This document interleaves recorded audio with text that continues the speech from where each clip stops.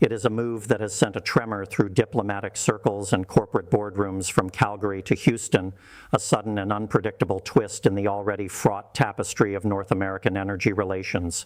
Sources close to the White House have confirmed to Reuters and NBC News that former President Donald Trump, wielding his enduring influence over the Republican Party and its policy platform, is aggressively pushing for a comprehensive federal review of all cross-border oil pipelines connecting the United States and Canada. This is not merely a bureaucratic formality. It is being framed by insiders as a deliberate and potentially devastating wrecking ball aimed at long-standing energy agreements designed to extract maximum political capital in a high-stakes election year. The emotional core of this gambit, according to advisors who have spoken with CNN on condition of anonymity, lies in Trump's unshakable belief that the United States has been systematically disadvantaged by its northern neighbor. For years, he has privately fumed over what he perceives as Canada's ability to benefit from the U.S. market while simultaneously maintaining trade barriers and pursuing environmental policies that undercut American energy dominance. This latest push is presented not as a policy review, but as a reckoning, a chance to correct historical imbalances and to ensure that every drop of oil crossing the world's longest undefended border does so under terms that are unequivocally dictated by Washington. To understand the gravity of this moment, one must look back to the bloody battlefields of pipeline politics over the last decade and a half.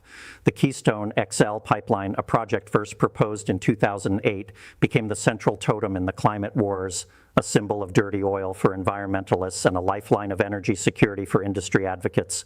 After years of delay, President Obama rejected it in 2015, only for President Trump to revive it with a stroke of his pen upon taking office. The project was finally and irrevocably killed by President Biden on his first day in office in 2021, a decision that left TC Energy, the Canadian company behind it, reeling and relations between the two countries at a modern low.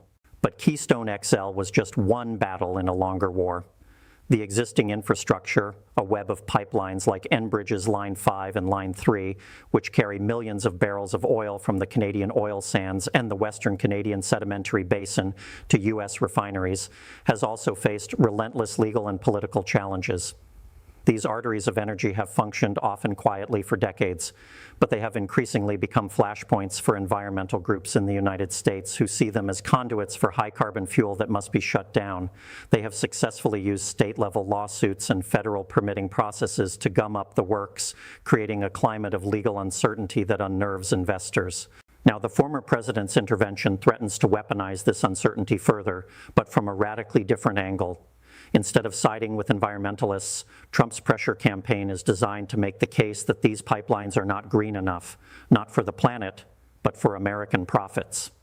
Officials familiar with the discussions say the review would focus on the net economic benefit to the United States, questioning whether the heavy crude from the oil sands processed in specialized U.S. refineries ultimately enriches Canada more than it bolsters American energy independence and manufacturing jobs. The chaos unfolding behind the scenes is reportedly intense. Senior Republican strategists are divided, with some seeing this as a brilliant wedge issue that excites the base by portraying a strongman standing up to a foreign power. Others, particularly those with close ties to the oil and gas industry, are horrified. The industry has spent decades and billions of dollars integrating the North American energy market, creating a seamless system where Canadian crude feeds U.S. refineries and U.S. refined products are shipped back. Tampering with this delicate machinery, they warn, could cause catastrophic and irreversible damage to the continent's energy supply. In Ottawa, the reaction is one of barely concealed fury and deep anxiety. Canadian Prime Minister Justin Trudeau's government, already navigating a complex relationship with the Biden administration on climate and trade, now faces the prospect of a hostile, unpredictable political force in Washington attempting to unilaterally rewrite the rules of energy commerce. Canadian officials have privately conveyed to their U.S. counterparts that such a move would be viewed as a fundamental violation of the spirit of the United States-Mexico-Canada Agreement, the very trade pact Trump himself championed as a replacement for NAFTA. The provincial premiers of Alberta and Saskatchewan, the heartland of Canadian oil production, are bracing for impact. For them, these pipelines are not just commercial ventures. They are existential lifelines, essential for getting their landlocked resources to global markets and securing a fair price. They watch in dismay as the political pendulum in the United States swings from a president who killed a pipeline on climate grounds to a former president who might choke off existing ones for economic nationalism. In this environment, long-term planning becomes impossible, and the very concept of a stable, reliable energy partner to the South is called into question. Analysts at major investment firms are now scrambling to model the potential fallout. A forced review of permits for pipelines like Line 5, which traverses the Straits of Mackinac and the Great Lakes, could ignite a constitutional and international crisis. The state of Michigan, under its current governor, has already been locked in a legal battle to shut down the pipeline over environmental concerns. A new federal review, egged on by Trump, could either override the state's authority or create a confusing and contradictory patchwork of rulings that ties the project up in courts for another decade. Global energy markets are watching with a mixture of alarm and opportunism. Any disruption to the roughly 4 million barrels of oil that Canada exports daily to the U.S. would send shockwaves through global prices. European nations, still reeling from the energy crisis triggered by the war in Ukraine, have come to rely more heavily on U.S. liquefied natural gas, which is partly produced using Canadian crude. Analysts at the International Energy Agency suggest that such a self-inflicted wound on North American energy production would benefit only rival exporters like OPEC and Russia. Insiders within the Trump camp reveal that the former president sees this as a potent campaign trail argument. He plans to frame it as a defense of the American worker against foreign competition, arguing that Canadian oil, while necessary, should not be allowed to undercut domestic production in states like Texas and North Dakota. By calling for a review, he can stand before crowds in oil-rich swing states and promise to put America first, even if it means tearing up the existing playbook with a trusted ally and straining the ties that have bound the U.S. and Canada for generations. Environmental groups, meanwhile, find themselves in a deeply uncomfortable position. While they have spent years fighting these very pipelines, they are wary of aligning themselves with Trump's tactics, which are rooted in economic nationalism rather than climate science. Some progressive strategists fear that a successful shutdown of a major pipeline by a Republican administration would validate the hardline conservative argument that environmentalism is just a cover for deindustrialization and economic decline, muddying the waters for genuine climate action. The legal architecture underpinning these pipelines is suddenly looking fragile. Many of the existing permits and presidential cross-border permits were issued decades ago and operate on the assumption of an uninterrupted, friendly, bilateral relationship. Trump's push for a review opens the door to relitigating these ancient permissions, challenging their validity under modern environmental laws, and more pointedly, under a reinterpretation of what constitutes the national interest. Constitutional scholars point out that this could set a dangerous precedent, making all long-term international commercial infrastructure subject to the whims of changing political administrations. The specific target of the initial review, sources say, is likely to be Enbridge's Line 5. Its route under the environmentally sensitive Great Lakes makes it a perpetual target, and its importance to the economies of Michigan, Ohio, Pennsylvania, and Ontario cannot be overstated. It delivers propane and crude oil that heats homes and fuels industries across the region.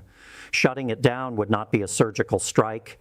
It would be an economic neutron bomb, causing supply shortages and price spikes that would be felt immediately by millions of voters in the industrial Midwest. Canadian energy executives are now engaged in a furious round of damage control, hiring additional lobbying firms with deep Republican connections in Washington. Their message is simple and desperate. You cannot have energy dominance without Canadian oil. U.S. refineries are configured to process the heavy, sour crude that comes from the oil sands. Light, tight oil from the Permian Basin is not a direct substitute. A disruption in supply would force refineries to run at lower capacity, leading directly to higher gasoline and diesel prices for American consumers, an outcome that would be politically toxic in an election year. The White House, currently occupied by President Biden, finds itself in a bind of its own. Ignoring Trump's call for a review might allow the former president to paint the current administration as weak on trade and beholden to foreign energy. Yet, initiating such a review would infuriate the progressive wing of the Democratic Party, which has long sought the closure of these pipelines, and simultaneously hand Trump a victory by adopting his policy framework. The official response has been a terse, non-committal statement affirming the importance of the Canada-U.S. energy relationship, which has satisfied no one. Interviews with former ambassadors to both countries paint a picture of disbelief. They describe a relationship built over centuries on trust, shared sacrifice in war, and deep economic integration, a friendship that was once considered beyond the reach of partisan politics. To see it potentially sacrificed on the altar of a campaign stunt is, in their words, both bewildering and profoundly dangerous. They warn that once trust is broken, it is nearly impossible to rebuild, and that Canada will be forced to permanently diversify its export markets, turning its gaze firmly towards Asia and Europe. This sentiment is echoed in the corridors of power in provincial capitals. The Premier of Alberta has already made thinly veiled threats about slashing energy exports to the U.S. in retaliation, a move that would be economically suicidal for the province, but which plays well to a domestic audience demanding that Canada stand up for itself. The rhetoric is escalating on both sides of the border, transforming a technical permitting issue into a full-blown test of national sovereignty and pride. The global implications are staggering. A fracturing of the U.S.-Canada energy alliance would be a gift to geopolitical rivals. China, hungry for resources, is already making overtures to Canada for long-term oil and gas deals, offering to build the very pipeline infrastructure to the Pacific coast that Canada has struggled to complete internally. If the United States signals it is an unreliable customer, Canada may have no choice but to accept these offers, fundamentally redrawing the map of global energy flows and diminishing U.S. influence in its own hemisphere. Back in Washington, the mechanics of the proposed review are starting to take shape. It would likely involve the Department of Energy, the State Department, and the Department of Commerce, tasked with producing a report within a year that assesses the economic security of each pipeline. The criteria insiders suspect would be deliberately skewed to find that the current terms favor Canada. It is a classic Trumpian maneuver. Create a commission with a predetermined outcome, generate a report that justifies a political decision, and then act with the veneer of bureaucratic legitimacy. The uncertainty is already having a chilling effect on the ground. Investment in marginal oil wells in Canada is drying up, as producers worry they may not have a guaranteed route to market. U.S. companies that service the pipeline industry are pausing hiring. The stock prices of major pipeline operators have become volatile, swinging on every rumor emanating from campaign rallies and leaked memos. This is the chaos that Trump's intervention was designed to create, a system kept off balance where his voice becomes the only source of certainty, however menacing that certainty might be. As the political theater intensifies, the human element is often forgotten. In the small towns across northern Wisconsin, Michigan, and Minnesota, these pipelines are a source of high-paying union jobs and significant local tax revenue. Town mayors and county supervisors, regardless of their party affiliation, watch the news from Washington with dread. A shutdown or even a prolonged review that casts doubt on the pipeline's future could decimate their local economies, turning thriving communities into ghost towns almost overnight. The environmental risks, the original driver for so much opposition, are being subsumed by this new, nakedly political fight. Experts on both sides of the debate worry that the genuine concerns about aging infrastructure and the risk of a catastrophic spill in the Great Lakes or a pristine waterway are being lost. In this new battle, the arguments are no longer about safety or the planet.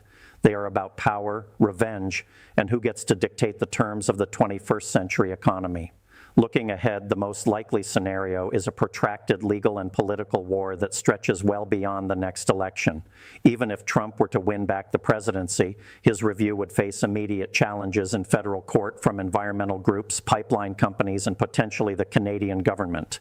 If he loses, the entire exercise could be framed as a vindictive attempt to sabotage the Biden administration's relationship with Ottawa, leaving a poisoned chalice for the victor to deal with.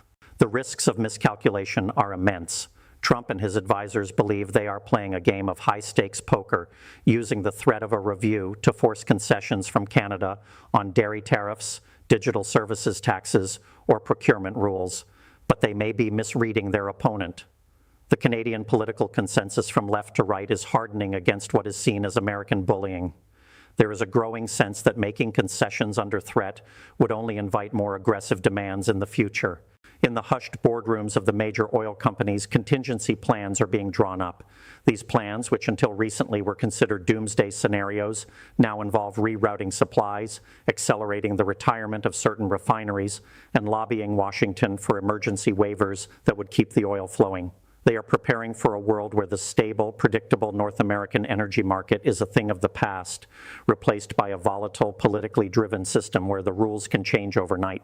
The closing of this chapter in the long history of U.S.-Canada relations, should it come to pass, will not be marked by a single event, but by a slow, grinding realization that the special relationship is over. It will be replaced by a purely transactional arrangement, one where every barrel of oil is a bargaining chip and every pipeline a line in the sand. The deep impact will be felt not in the price of gas next week, but in the steady erosion of the trust that has made the two nations more than just neighbors, but partners in the project of North American prosperity and security.